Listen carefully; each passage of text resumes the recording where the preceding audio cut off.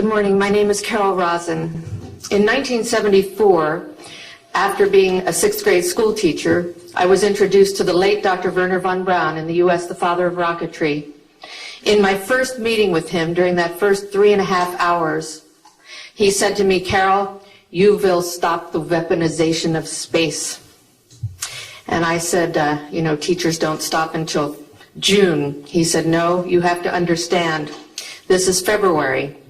And we have to prevent the weaponization of space because there is a lie being told to everyone that the weaponization of space is now first being based upon the evil empire, the Russians. There are many enemies," he said, "against whom we're going to build this space-based weapon system. The first of whom was the Russians, which was existing at that time. Then there would be terrorists. Then there would be third world countries. Now we call them rogue nations or nations of concern. Then there would be asteroids." And then he would repeat to me over and over, and the last card, the last card, the last card would be the extraterrestrial threat. Well, at the time, I kind of laughed when he said asteroids, and when he said extraterrestrials, I knew I wasn't going to deal with that subject. And now we hear on the news just today, this week, that they've slid in another enemy. Only this time we're going to protect our satellites. In other words, we have to have some reason to spend these trillions, to waste these dollars on a space-based weapon system, and they're all lies. This is a system, he told me, that would never protect anyone. Even back then, he talked about suitcase bombs. He talked about chemical, viral, bacterial, biological warfare, that these space-based weapons would never protect us against. And then he told me that, in fact, if you travel around the world, which I did after he died in 1977, I met with people in over 100 countries who were friends. They didn't want to build space-based weapons. I became a space and missile defense consultant. And I worked with people around the world. I became an advisor to the People's Republic of China. They don't want to build a space-based weapon system. And he told me back then that they didn't. He said, "Go to Russia. They're considered to be the enemy." I got on a plane by myself. When I got to Russia, I had a list of people that I had read out of the newspaper. Chernenko was in office then. He was the only one I didn't get a chance to meet. They introduced me to everyone when I got there.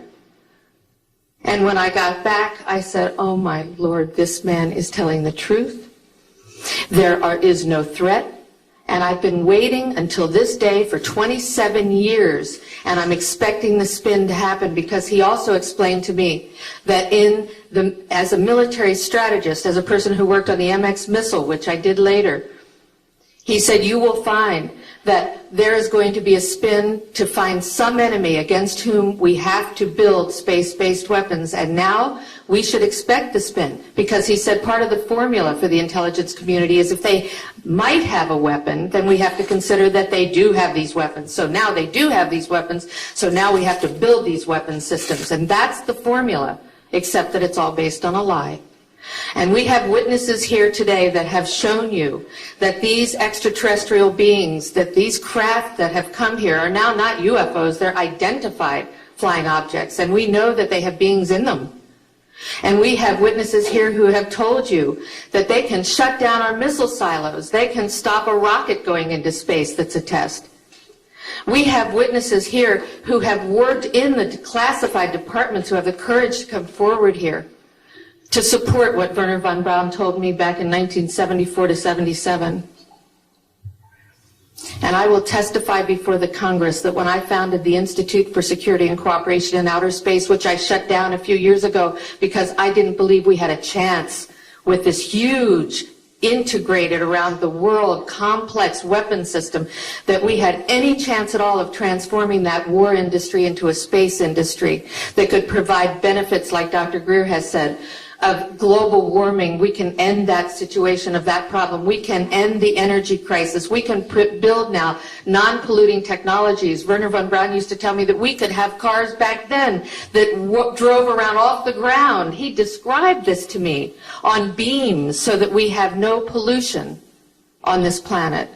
And we can solve the problems of the people that are urgent and potential, and the other animals and the other cultures on Earth and in space.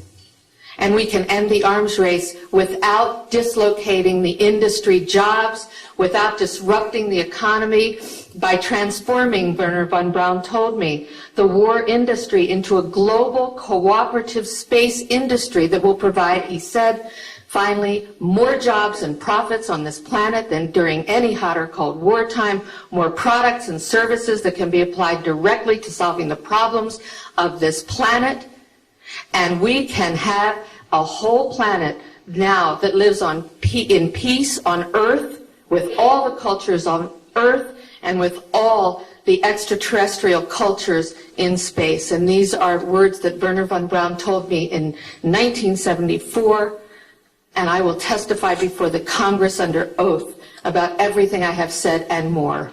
Thank you. And he would repeat to me over and over, and the last card, the last card, the last card would be the extraterrestrial threat. Lies.